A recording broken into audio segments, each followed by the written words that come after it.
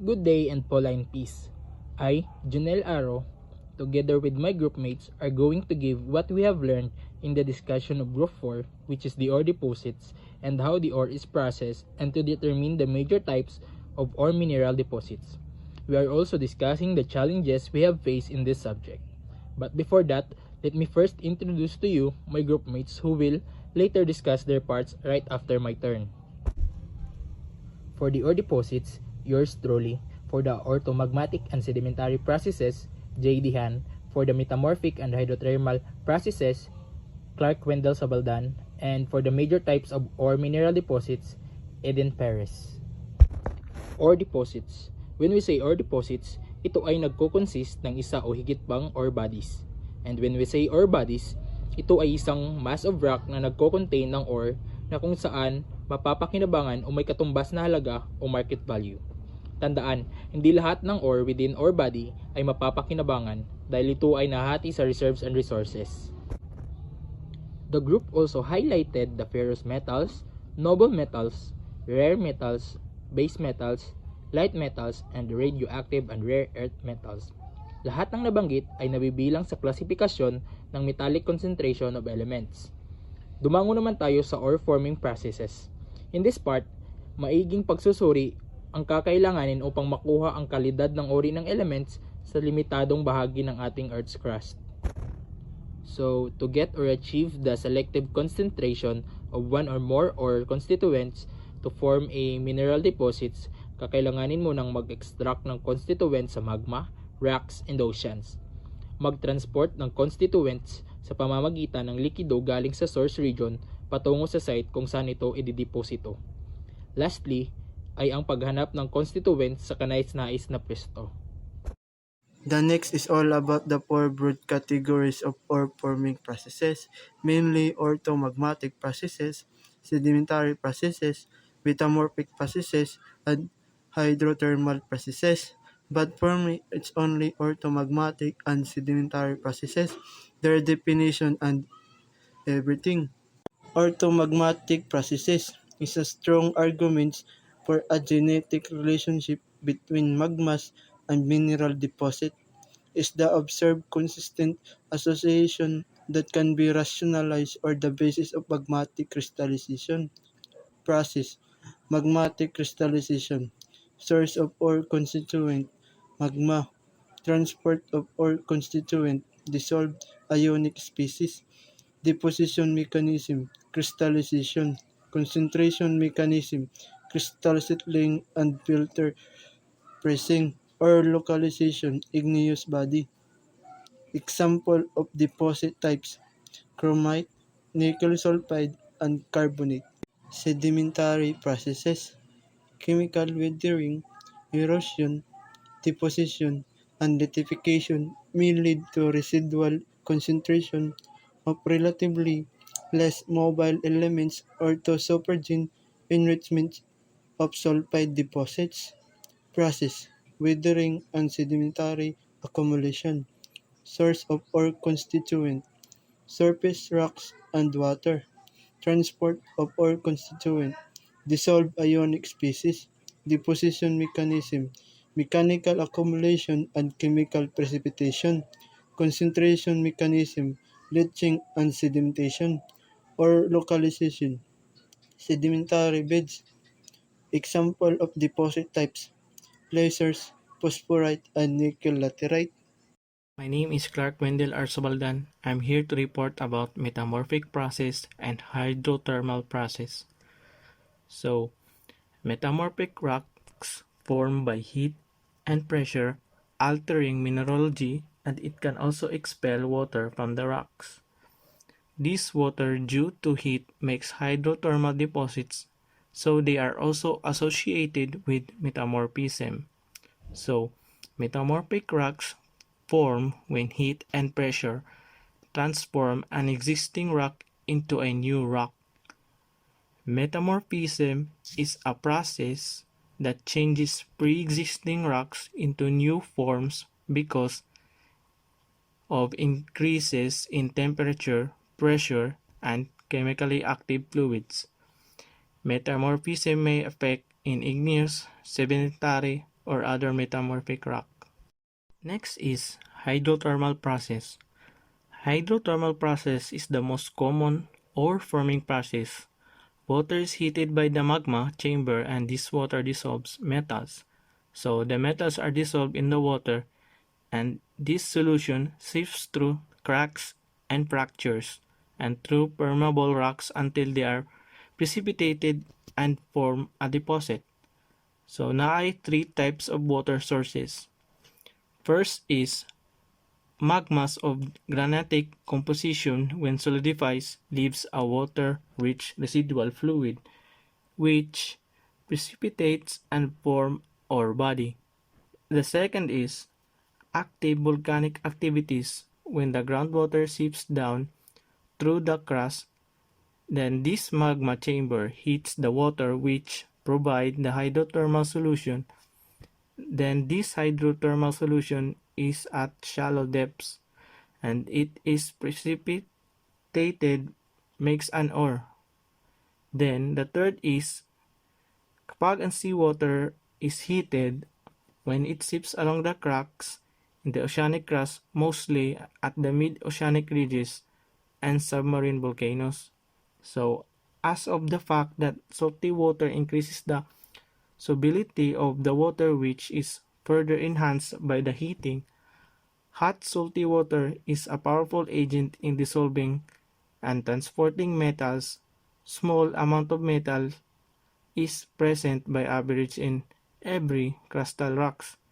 So these hydrothermal solutions dissolve the tiny concentrates which percolating through permeable rock and cracks ultimately in huge amount is precipitated to form an ore.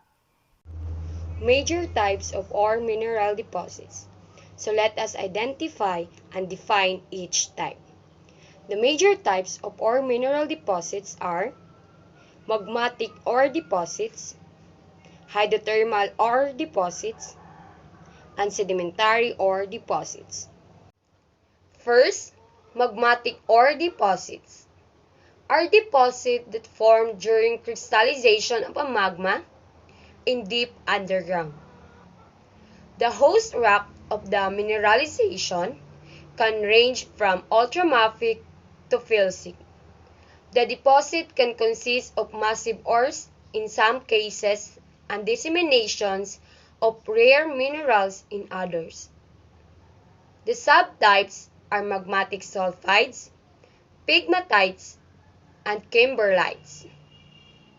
Second is hydrothermal ore deposits are deposits formed by the precipitation of solids from hot mineral-laden water or called hydrothermal solution. The solutions are thought to arise in most cases from the action of deeply circulating water heated by magma. Porphyry deposits, skarn deposits, and epigenetic deposits are some subtypes of hydrothermal ore deposits. And lastly, the sedimentary ore deposits are deposits that form through the erosion, transportation, and redeposition of minerals that can survive the rigors of transportation. The most common is silica, which forms a number of materials including silica sand and gravel and flint. Its subtypes are placer deposits, iron ores, evaporites laterite deposits, and phosphorites. So, good morning everyone. My name is Junel Dilapa and I am want to summarize the group. I am to summarize the report of the group. So first, group 4 discuss about ore deposit, ore forming process, and major types of ore mineral deposit. So ore deposit are rocks, volume containing selected elements in sufficient concentration and quantity that they can be extracted economically. So we have types of rocks or metals. First, we have ferrous metals, noble metals, rare metals, base metals, light metals, radioactive and rare earth metals. So then we have discussed also the ore forming processes, which had group for four categories. No? So first we have orthomagnetic process, which are direct product of magnetic crystallization. So which is dominated by silicates, melt crystal equilibria. Second, we have sedimentary processes by which chemical weathering, erosion, deposition, and lithification may lead to residual concentration of relative less mobile elements. So, in the third part of the group, we have the metamorphic processes, which form of a new mineral deposit or demodify existing or pre-existing deposit. So fourth, we have the hydrothermal processes, accumulation of valuable minerals which form hot water circulating in earth crust through fracture. No? In the next part, the discuss the major types of ore deposit or mineral deposit, which are the magnetic ore deposit, hydrothermal ore deposit, and sedimentary ore deposit. So magnetic ore deposits are those formed during crystallization of magma.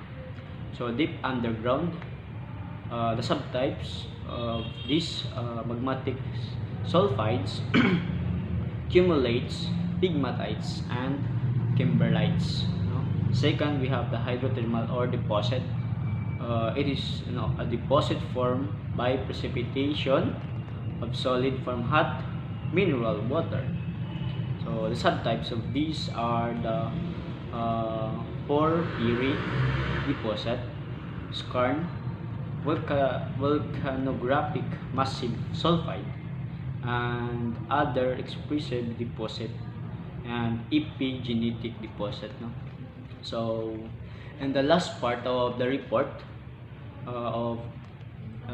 we have sedimentary ore deposit, which form through the erosion, transportation, and deposition of minerals that can survive and vigors of sedimentary or deposit and vigor of transportation, and also we discuss in my group the subtypes of sedimentary or deposit.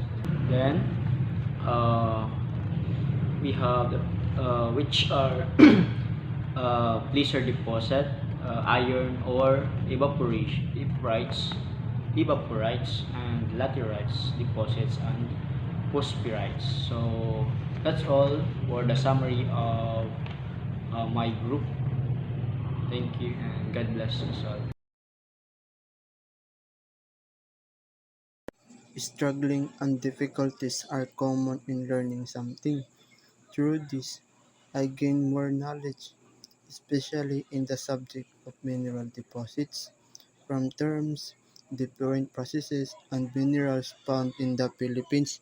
Prior to difficulties, each one of us facing difficulties, knowing some of us, especially me, did not easily understand or fast learning capabilities.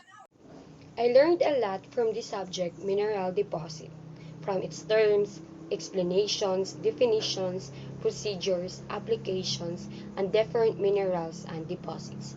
Learning its concepts enables me to learn many things that are absolutely helpful for my future endeavors. The subject's activity was hard and challenging because we will be summarizing the report of each group and must adhere to the directions for accurate measurements, and engineering writing fonts.